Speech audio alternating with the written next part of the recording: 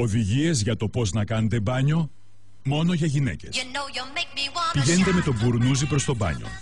Αν συναντήσετε καθοδόν τον σύντροφό σας, καλύψτε κάθε εκατοστό του σώματός σας και τρέξτε προς το μπάνιο. Βάλτε τα ρούχα σας προσεκτικά στον κάδο με τα άπλυτα.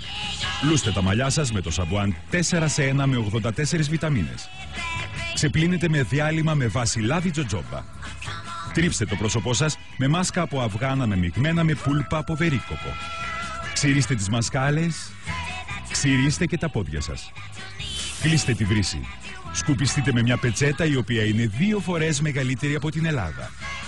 Βγείτε το ντουζ. Καθαρίστε προσεκτικά όλη την μπανιέρα.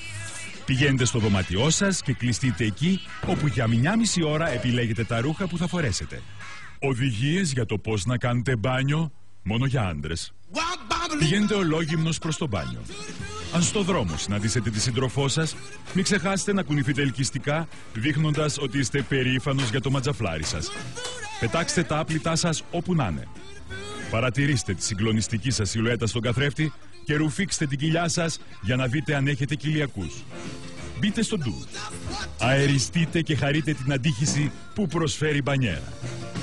Πλύνετε τα γεννητικά σας όργανα, το ποπούλι σας και γενικά τη γύρω περιοχή, αφήνοντας δείγματα DNA επάνω στο σφουγγάρι. Πάρτε όποιο να είναι σαμπουάν και λουστείτε. Μην ξεχάσετε να κατουρίσετε. Παρατηρήστε ξανά τον εαυτό σας στον καθρέφτη.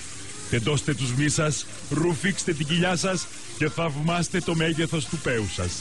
Τέρας είναι ο πούστης.